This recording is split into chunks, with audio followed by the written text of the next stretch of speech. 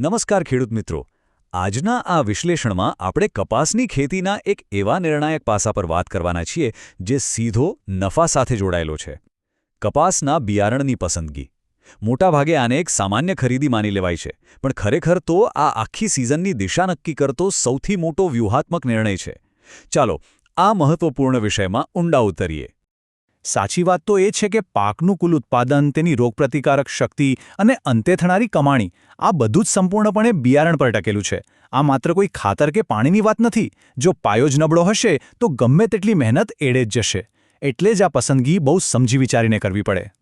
આજના આ એક્સપ્લેનરમાં આપણે 6 મુખ્ય મુદ્દાઓ જોઈશું. 1. પાકનો પાયો એટલે બિયારણ. 2. જમીન, પાણી અને હવામાન. 3. રોગપ્રતિકારક શક્તિ અને સમય. 4. વિશ્વસનીયતા અને બજારની પૂછપરછ. 5. જોખમ ઘટાડવાના ઉપાયો. અને 6. એક વાસ્તવિક ઉદાહરણ. તો ચાલો શરૂ કરીએ પહેલા વિભાગથી. બિયારણ, પાકનો પાયો. કોઈ પણ સફળ લણણીની આ સૌથી મહત્વપૂર્ણ શરૂઆત છે. ખેતીનું એકદમ સિમ્પલ પણ પાવરફુલ સમીકરણ છે. સાચી બિયારણની પસંદગી એટલે વધુ ઉપજ વત્તા રોગો સામે રક્ષણ, અને તેનું સીધું રિઝલ્ટ એટલે પૂરો નફો. આ સમીકરણ સાબિત કરે છે કે નફો વધારવો હોય તો બિયારણની પસંદગીમાં માસ્તરી હોવી જોઈએ. આ કોઈ ખર્ચ નથી, પણ ખેતીનું સૌથી મોટું ઇન્વેસ્ટમેન્ટ છે. આગળ વધીએ વિભાગ 2 તરફ.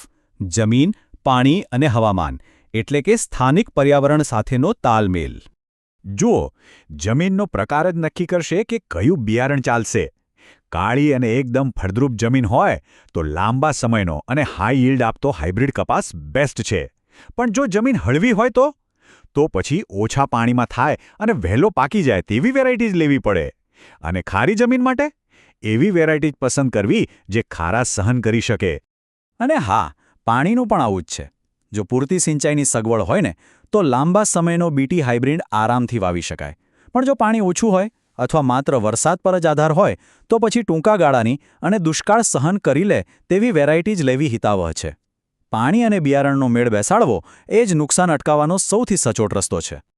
આપણું સ્થાનિક હવામાન પણ ઘણું બધું કહી જાય છે. દાખલા તરીકે રાજકોટ અને સૌરાષ્ટ્ર બાજુના હવામાનને લઈએ. ત્યાં એવું બિયારણ વધારે સક્સેસ જાય છે જે ગુલાબી ઈયળ એટલે કે પિંક બોલવોર્મ સામે ટકી શકે, ગરમી સહન કરી શકે અને ઓછા વરસાદમાં પણ ઊભું રહે. પોતાના વિસ્તારનો ઇતિહાસ જાણવો એ જ અસલી સફળતાની ચાવી છે. હવે જોઈએ વિભાગ 3. રોગ પ્રતિકારક શક્તિ અને સમય એટલે કે છોડનું રક્ષણ અને કેલેન્ડરનું આયોજન. સારા બિયારણમાં મુખ્ય જૈવિક જોખમો સામે લડવાની તાકાત ઇનબિલ્ટ હોવી જોઈએ. ખરીદતા પહેલાં હંમેશા 2-3 સવાલો પૂછવા. શું આ પિંક બોલવર્મ સામે સુરક્ષિત છે? શું આમાં લીફ કર્લ વાયરસ સામે રેઝિસ્ટન્સ છે? ચૂસિયા પ્રકારની જીવાત ઓછી આવે છે કે કેમ? આ એવા જોખમો છે જે આખા પાકનો સફાયો કરી શકે છે. એક વાત સમજી લેવા જેવી છે, રોગ પ્રતિકારક શક્તિ એ માત્ર કોઈ વૈજ્ઞાનિક શબ્દ નથી, પણ આ સીધો આર્થિક ફાયદો છે. બિયારણમાં મજબૂત રેઝિસ્ટન્સ હશે તો પાક પર રોગ ઓછો આવશે. રોગ ઓછો એટલે જંતુનાશક દવાઓનો છંટકાવ ઓછો, અને આખરે એ દવા પાછળ થતો મોટો ખર્ચે બચશે. સીધી ગણતરી છે. હવે પાકના સમય અને જોખમ વચ્ચેનું કનેક્શન સમજીએ. વહેલો પાક આવે તેમાં રિસ્ક ઓછું અને ઇન્કમ જલ્દી થાય છે. મધ્યમ સમયનો પાક એક સરસ બેલેન્સ જાળવી રાખે છે. જ્યારે લાંબા સમયના પાકમાં ઉત્પાદન તો બહુ વધારે મળે છે, પણ સામે ખર્ચ અને જીવાત આવવાનું જોખમ પણ વધી જાય છે. આ બધું ગણતરીમાં લેવું બહુ જ જરૂરી છે. છોડના શારીરિક વિકાસને પણ અવગણી શકાય નહીં. બિયારણ વાવ્યા પછી છોડની ઊંચાઈ કેટલી થશે, કેટલી ડાળીઓ ફૂટશે, ઝીંડવાની સાઇઝ કેવી હશે, આ બધી જ ડિટેલ્સ જમીનની ફળદ્રુપતા અને ખાતરના પ્લાનિંગ સાથે મેચ થવી જોઈએ, તો જ ધાર્યું ઉત્પાદન મળે. ચાલો આગળ વધીએ વિભાગ 4. વિશ્વસનીયતા અને બજારમાં પૂછપરછ. એકદમ સાચી અને સ્માર્ટ ખરીદી કેવી રીતે કરવી? જોજો, બજારમાં નકલી બિયારણો બહુ જ નુકસાન કરાવે છે. ઉગાવો ઓછો આવે, રોગ વધી જાય. એટલે હંમેશા ભરોસાપાત્ર કંપનીનું ઓરિજિનલ પેકિંગ જ લેવાનો આગ્રહ રાખવો. પેકેટ પર જર્મિનેશનના ટકા, બેચ નંબર અને એક્સપાયરી ડેટ અચૂક ચેક કરવા. આ એક નામી દેખાતી આદત આખા વર્ષની મહેનત બચાવી લેશે. અને હા, માત્ર આકર્ષક જાહેરાતો જોઈને ક્યારેય નિર્ણય ન લેવો. બજારમાં ફરો, અનુભવી ખેડૂતોને પૂછો, ગયા વર્ષે કોને સારું ઉત્પાદન મળ્યું, કઈ વેરાયટીમાં દવાનો ખર્ચ સાવ ઓછો આવ્યો. ઝીંડવા સૌથી વધારે શેમાં આવ્યા હતા? આ પ્રકારની ગ્રાઉન્ડ રિયાલિટી જ સાચો રસ્તો બતાવશે. હવે જોઈએ વિભાગ 5 જોખમ ઘટાડવાના ઉપાયો. સફળ ખેતીની ટોપ લેવલની વ્યૂહરચનાઓ. મોટા અને સફળ ફાર્મિંગ ઓપરેશન્સ ક્યારેક કોઈ એક જ વેરાયટી પર આધાર રાખીને બેસી નથી રહેતા. તેઓ હંમેશા 2 થી 3 અલગ અલગ વેરાયટી વાવે છે.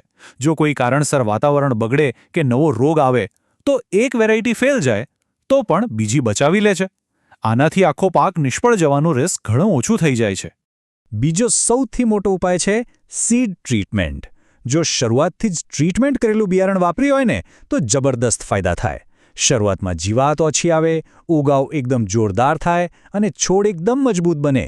જાણે પહેલા દિવસથી જ છોડને એક સુરક્ષા કવચ મળી જાય. છેલ્લે વિભાગ 6 વાસ્તવિક ઉદાહરણ.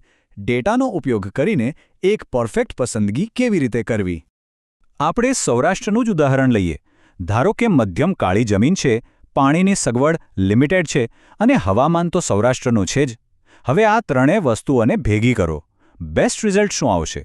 એવી વેરાયટી જે મધ્યમ સમયમાં પાકતી હોય, ઓછા પાણીમાં ટકી જાય અને પિંક બોલવોર્મ સામે રક્ષણ આપતો બીટી હાઇબ્રિડ હોય. આ રીતે સાયન્ટિફિક ડેટા વાપરીને સચોટ પસંદગી કરી શકાય છે. તો આજના આ વિશ્લેષણના અંતે એક બહુ જ મોટો પ્રશ્ન વિચારવા જેવો છે. શું આ વર્ષે બિયારણ પસંદ કરતી વખતે આ બધી જ બાબતોનું ધ્યાન રાખાશે ખરું? આપણે જોયું કે બિયારણ લાવવું એ ખાલી ખરીદી નથી, પણ જમીન, વાતાવરણ અને ભવિષ્યના નફાનું એકદમ સચોટ પ્લાનિંગ છે. આ રીત અપનાવવાથી નિષ્ફળતા દૂર ભાગે છે અને સફળતા નક્કી થાય છે. તો આગામી લણણી માટે શું વ્યૂહરચના રહેશે? આજના આ એક્સપ્લેનરમાં બસ આટલું જ. ફરી મળીશું.